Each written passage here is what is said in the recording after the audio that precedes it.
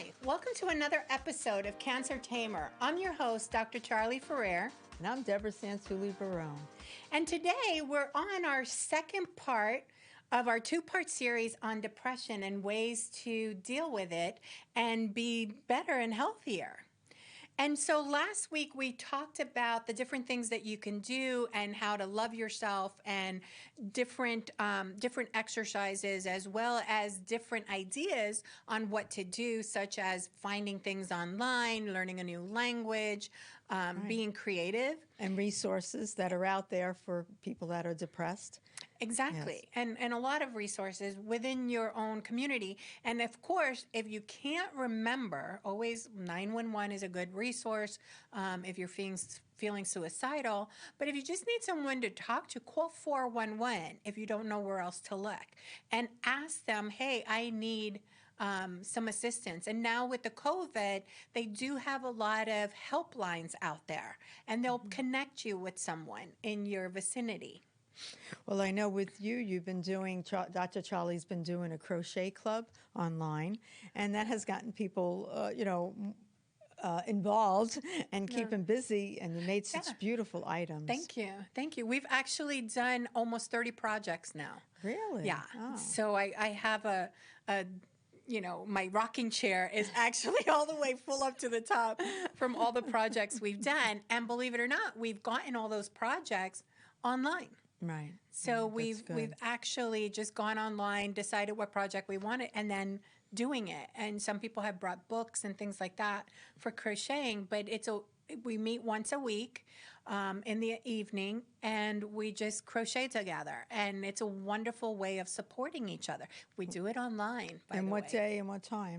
Right now, I do two of them.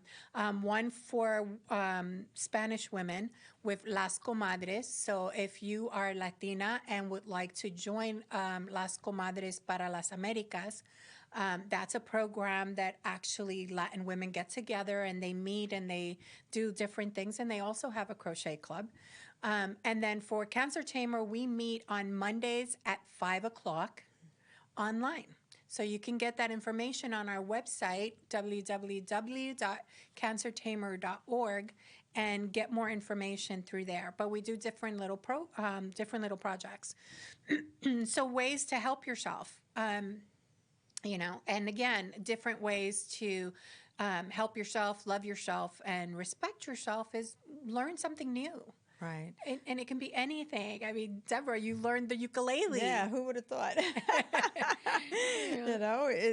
There's always something you can learn, and I think that really gives everybody the incentive to know that you could expand your mind to learn so much, and it's good for you so that your mind doesn't turn to rubber. Right. And I think that's very good. Or even if you're not learning anything new, you can enhance what you already know. Because I know you play the piano beautifully. Thank you. You and your family are so talented in the music. And by the way, big shout out to Jordan. Woo! Jordan Barone, her son, who actually did our theme music. So thank you, Jordan. Yes, he's so wonderful. So let's talk about the different pieces that are associated with depression. And this time I want to talk about what's known as learned helplessness. And basically, learned helplessness is where you think that no matter what you do, nothing's going to change. That you learn how not to care anymore because it's more painful to try and help yourself and get out of a situation or improve your situation than to just allow it to be. So does it mean that you're feeling hopelessness, I guess? Okay. Right. Learned helplessness can jump into hopelessness because, again, you feel like no matter what you do, things won't change. And that is something that we've been taught. So I want to use the example of someone who's being abused.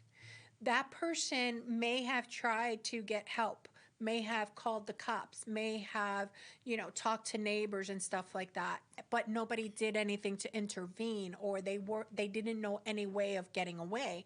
And so they learned that, it doesn't matter if I call for help, nothing changes. And so they stop calling for help. They stop trying to do better.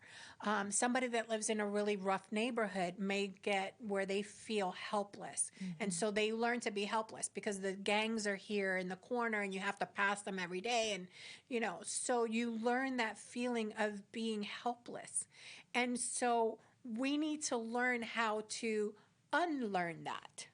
It's hard to break away from that. It is very hard to break away. Really hard to do that. But it's not impossible. Right.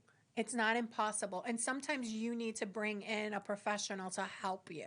You need to go to a counselor and learn. You need to take little baby steps to improve your situation, because learned helplessness is also that piece of, well, why bother to get off the couch? There's nothing to do. That could be a little piece of learned helplessness, because you figure, well, I'm in a pandemic and I can't go out and I'm isolated and I can't. Right. You've taught yourself to feel helpless. So let's start changing that. So it is so important to watch all those negative thoughts that come into your mind. Mike Dooley talks about how thoughts become things, and it's choosing the right thoughts. So it's kind of like, and great example for us to think about is, how do you think and what do you say to yourself on your yearly or every 6-month doctor's visit when they're going to check you out, when they're going to check to see, cancer levels or how you're improving? Do you go into that appointment with the thought of, oh my God, they're going to find something, I just know it? Or do you go into that appointment and go, I'm going to show you there's nothing there. I'm going to show you I'm getting better. It's true. I don't understand the mentality when I hear people saying, like, oh my God, I don't want to go to that appointment, I'm so scared.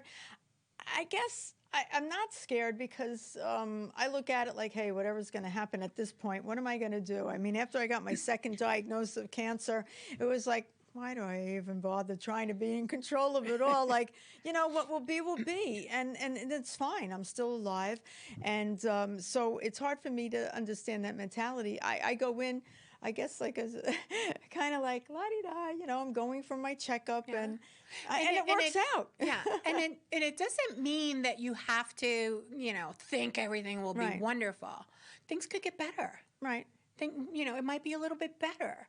And I think with each year, with certain diagnostic testing, that they have more better machines to check you out anyhow. So they're catching things earlier. But of course, you have to be your own advocate. You have to go. If it's a 6-month checkup, if it's a yearly checkup, you have to go. You cannot be lazy. That's the whole point. And it's not. I'm going to throw this out there. It doesn't mean that you're lazy. It just means that you're scared. Okay, got to get past that. and it is that piece, and I love Susan Jeffers, where she says, feel the fear and do it anyway. And so it is, especially when you have any form of cancer, any form of chronic disease, it is realizing that staying with your fear at home because you're afraid that the doctor is going to confirm the fear that you have is more destructive than actually going and getting it over with. And getting it over with is important. Otherwise, you're thinking about it constantly. It's on your brain. You're stressing yourself for months. I had to go for a biopsy in my throat, and I made the appointment right away. I'm like, I'm not waiting. I need to do this. As I was traveling there, the only thing I thought of, I wasn't thinking cancer. I was thinking more like, oh, I hate being probed. I don't want to feel the pain. Silly things like that. And actually, it was over so quick, and everything turned out well. Yeah. But it relieved the stress quickly. I had a sonogram. The doctor called and said, this thing looks a little bigger, and made the appointment real quick. And because I know if I waited 6 months because I wanted to procrastinate. If you allowed the fear to take over, if you allowed the fear to keep it going. Right. And I have to say, when I was first diagnosed, I know that I stood in front of my mirror and just looked at myself in the mirror and said, Charley, you're sick. There's something wrong with you. And I did not go to the doctor because I didn't want the doctor to confirm that I was sick and there was something wrong with me. So it is that part of not allowing fear to make the decisions for you. If you think it's bad, then you're thinking it's bad. And going to the doctor to either confirm it so that you can get rid of it, so that you can start treating it, or going to the doctor to say, you don't need to worry about that. That's normal. It's okay. It's part of healing. It's part of processing. So being able to not allow fear to grip you, to keep you there. And it's not just fear, it's your thoughts. Because here's my favorite example. You ever watch a spooky movie? Yeah. Right? I You love watch a spooky movie and you know that part where the girl is walking up the stairs, because it's always the girl, right? Yeah. The girl is walking up the stairs and she's getting up there and what are you doing in your chair? You're like, no, don't go to the door. And she's just walking up the door and walking up the stairs and you hear the music in the background and it's just, like, and all of a sudden she touches the door and you just know the monster's on the other side, right? That's your thoughts. So if you watch the same exact thing of the woman walking up the stairs, take the music off, take the sound off. You're just like, God, can't she walk up those stairs a little bit faster? Let her just get to the door and open the damn door.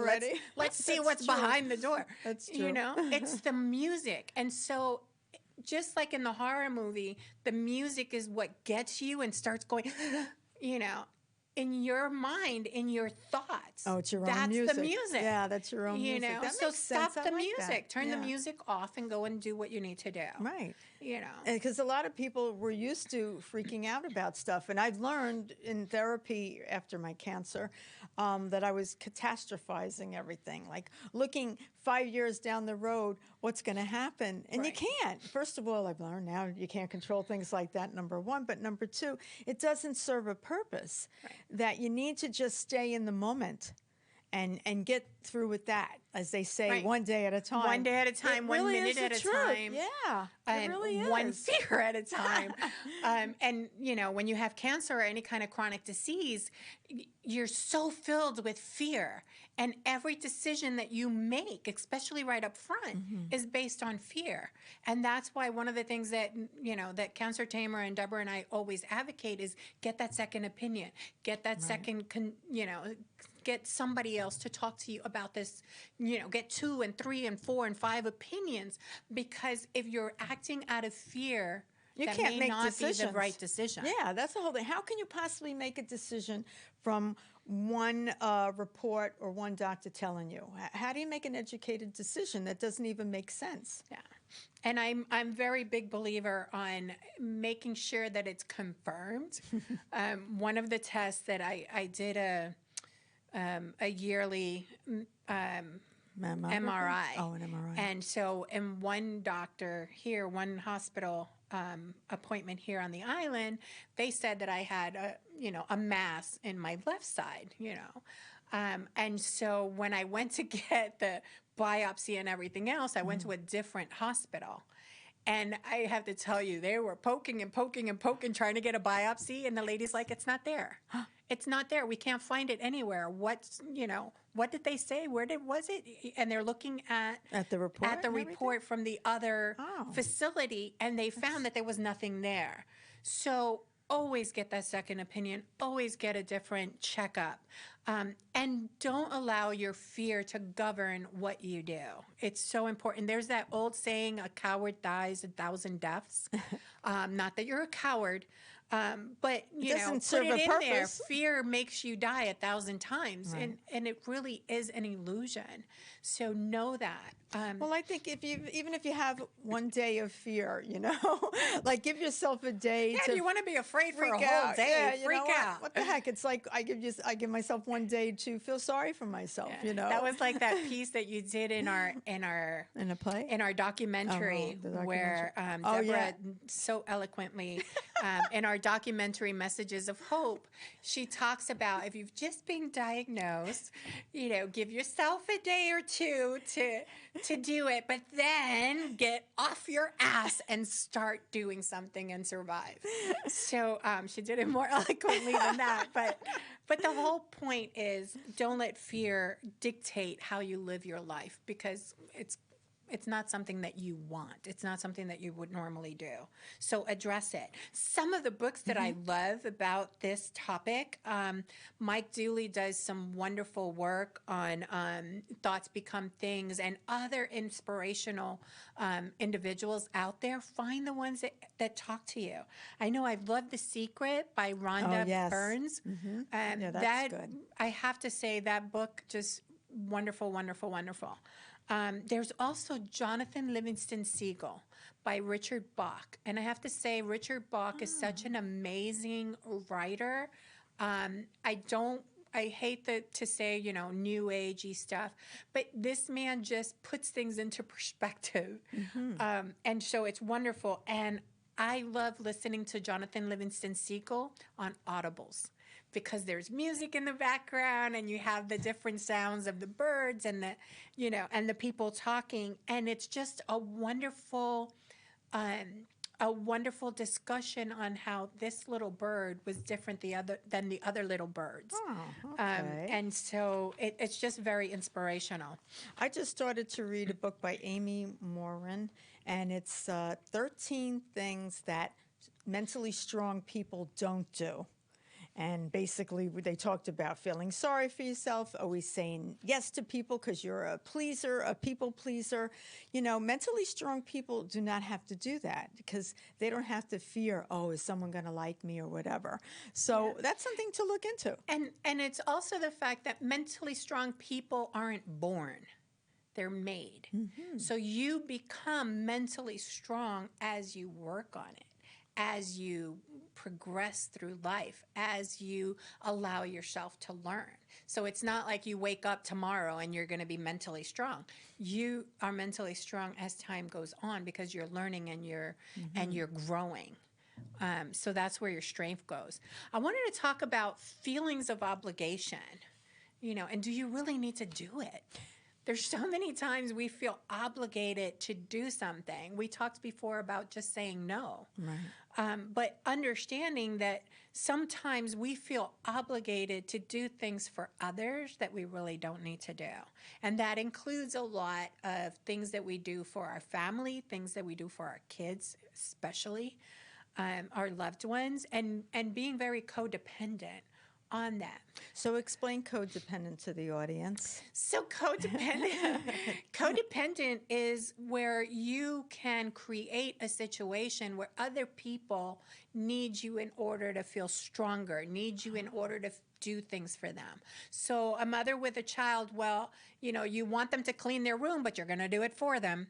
You want them to do their homework, but you're going to help them. They had to do that project of the volcano, and instead of them doing it themselves, you did it for them.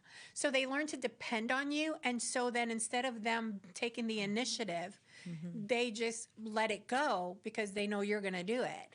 And you build that codependency because now you feel that you need them to come to you and do things and rely on you instead of relying on themselves. So you build this this codependency between both of you that then you enable them to not be strong, and they enable you not to be strong. And so, there's a whole big thing about this, but the whole bottom line is you want to be able to be strong for yourself, and you want your children and your loved ones to be strong for themselves. And that doesn't mean that you can't come together and be supportive. It just means that some things you need to do for yourself. Right. I see what you need to saying. Walk to the front door by yourself. It's not they're going to carry you every time to the front door. Right. That That's only happens true. when you get married and they That's it. carry you across the threshold, if they carry you across the That's threshold. right. Now, because sometimes I was reading too with people that are people pleasers, other people take advantage of that. And they're very manipulative, and but it is that's what I've heard. And so here's the piece where feeling manipulated. Are you expecting to do something for someone? So you do something for someone. Right.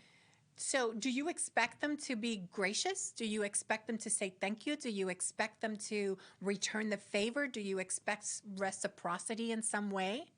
So who's manipulating who? Ah, very good. Well, I look at it that if somebody didn't ask you for a favor, but you yourself just decided, hey, I want to help this person with something, they don't have to feel obligated because they didn't ask you. Exactly.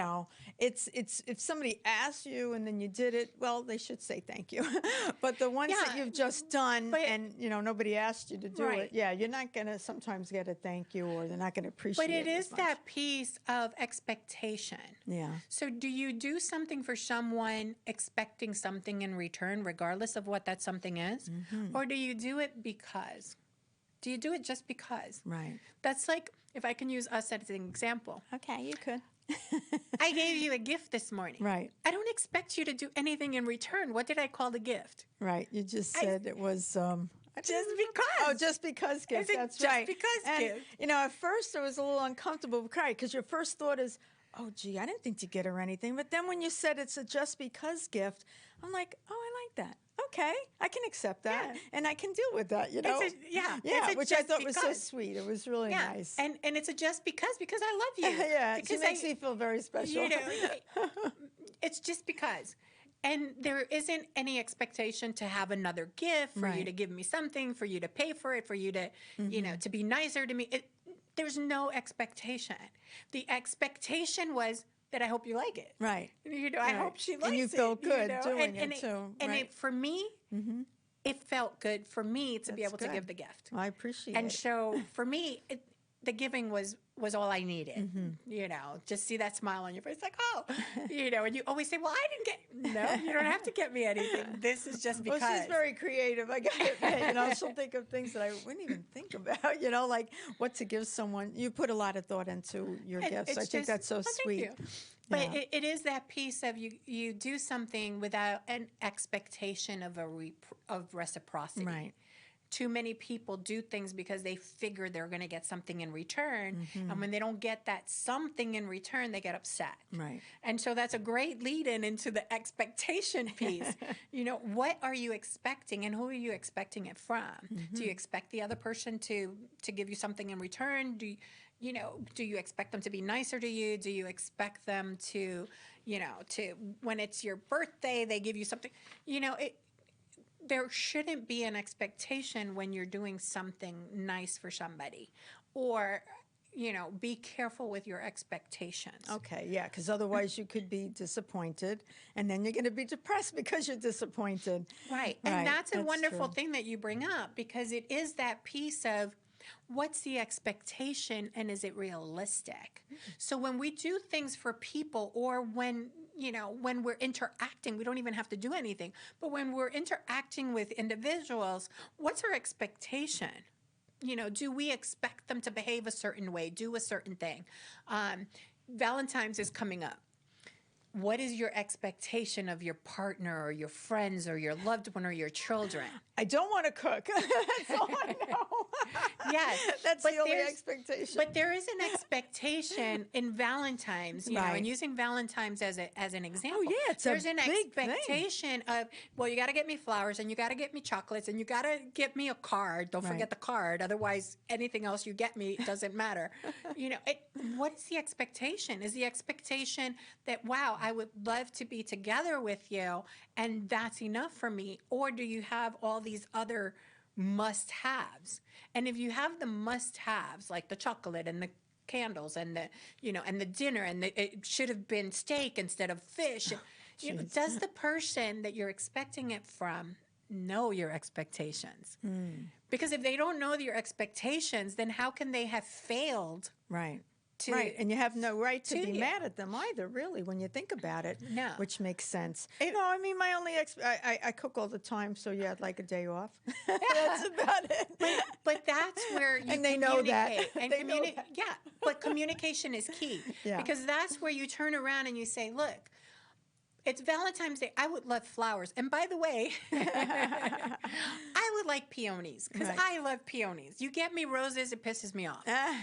Because everybody gets roses. So there's really Yeah. not a thought Yeah. in it. And so everybody out there is going to start scrambling like, wait a minute, what's her But they favorite should. flower? Yeah, I But- like flowers that are going to last. Roses don't last, and it makes me very sad when they start Right. to die. But that's the piece of the expectation. Are Right. you expecting the traditional? Or did you ask, honey, if you ever think of getting me flowers, can you get me something that I like? Yeah. Or, instead of flowers that die within, a week, can you get me a plant? Right. A really pretty flowery plant? Because that's going to last forever. Yeah. That makes so sense. communicate your expectations. People cannot read your minds. They Yeah. did not pass Psychic 101. Well, a lot of women have that, I guess you'd say, a fault in a way, because they expectation. expect, they don't ever say what they really want, and then they're totally disappointed, and then they sit there like, woe is me, kind of thing. And I'm like, oh, please, just ask or Just say. ask. Or like, I know Christmas time, I would hang things on the refrigerator. I would like a yoga class. I would like one day at the spa, you know. And it doesn't make that asking any less. Right. Because and I always hear this. It's like, well, if they love me, they should know. It's like, seriously? If you loved me, then you should know everything I like. Right. And you're going to sit there going, yeah, but Charlie, I did not know that. But so being realistic is really important. And being able to talk and say and be vulnerable and communicate. I really need you to. Right. I really would like this. This would make me feel loved. Right.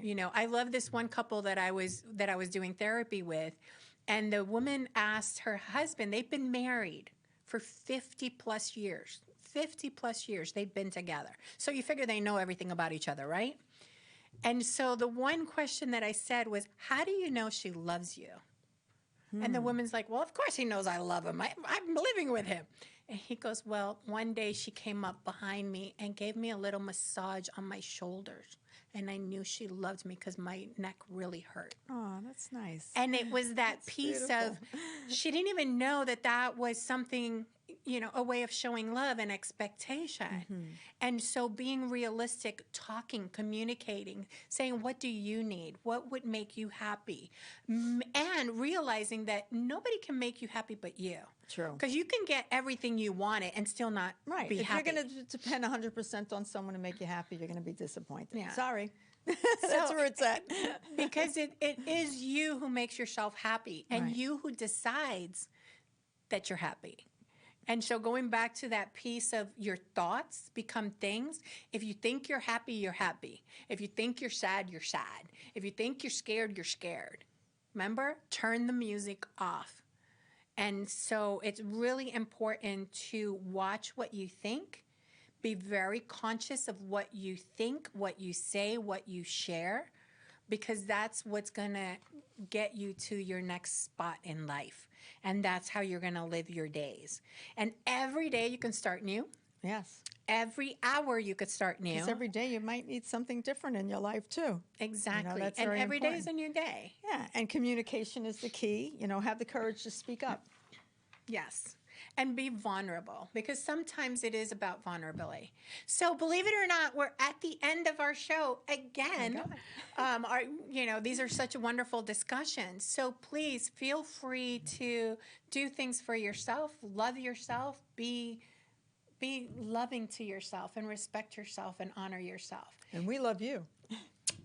So thank you for watching. I'm Dr. Charley Ferrer. I'm Debra Santulli Barone. It was great to be with you today.